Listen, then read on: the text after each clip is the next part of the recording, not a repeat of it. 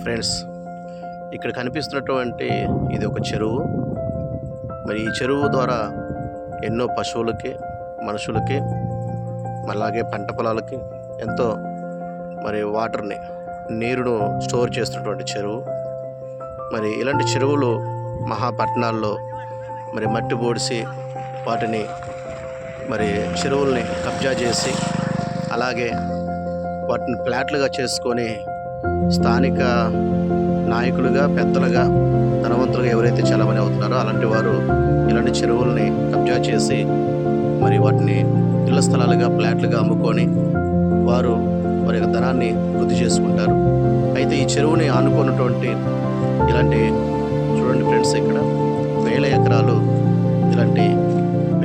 చూడండి ఎంత పచ్చగా ఉన్నాయో.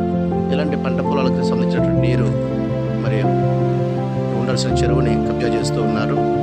ఇలాంటి పచ్చని మరి పైరు పండవలసినటువంటి మరి ఆ చెరువుని చెరువు పల్లెలకు ఎంతో పట్టుకొమ్మలు లాంటివి. మరి ఇలాంటి పల్లెటూర్లలో కనిపిస్తున్న చెరువులు ఈరోజు మండల హెడ్ క్వార్టర్స్లో అలాగే మరి సిటీలలో ఎన్నో చెరువులు కబ్జాలకు గురవుతూ ఇలాంటి పచ్చని వాతావరణం కలిగినటువంటి పరిస్థితుల్ని మరి మర్చిపోయే పరిస్థితి వచ్చింది. కాబట్టి ఫ్రెండ్స్, మీలో ఎవరైనా కానీ ఈ యొక్క వీడియోని చూసినట్లయితే మీ చుట్టుపక్కల ఉన్నటువంటి చెరువులను కాపాడుకునే బాధ్యత మీరు తీసుకోండి. అలాగే ఎవరైనా అక్రమంగా చెరువులని, కుంటలను,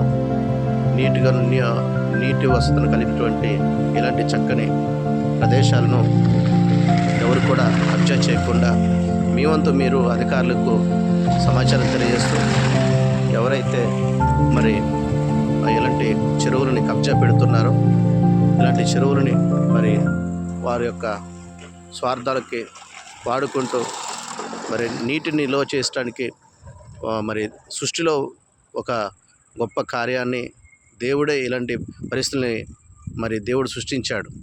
ఈ రీతిగా మరి ఎంతో చక్కని మరి చెరువులు చేపలు పెంచడానికైతేనే, మరి పశువులు నీళ్ళు దాటడానికైతేనే, మరి పంటలు పండడానికైతేనే, మనుషుల యొక్క తాగునీటికైతేనే ఎన్నో రకాలుగా ఉపయోగపడుతున్న ఇలాంటి చెరువులని మరి మానవులు స్వార్థపూరితమైన ఆలోచనలతో వీటిని కబ్జా చేస్తూ ఇప్పుడు మనం చూస్తున్నాం. హైదరాబాద్ మహాపట్నం లాంటి పట్టణాల్లో, జంట నగరాల్లో అయితేనే మరి పెద్ద పెద్ద గొప్ప పట్టణాలు అనుకునే ప్రాంతాల్లో ఇలాంటి చెరువులు కనుమరుగైపోతున్నాయి. ఇలాంటి పరిస్థితులు కనుమరుగైపోతున్నాయి. కాబట్టి వీటన్నిటి విషయంలో మీరు మరి మీ వంతు బాధ్యత మీరు చేయవలసిందిగా మిమ్మల్ని ప్రేమతో రిక్వెస్ట్ చేస్తున్నాం. కాబట్టి ఇలాంటి పరిస్థితులన్నింటిలో మీరు చక్కగా మీ వంతు మీరు స్పందించవలసిందిగా కోరచ్చు. మీ అందరికీ ఈ యొక్క వీడియోని షేర్ చేస్తున్నాం.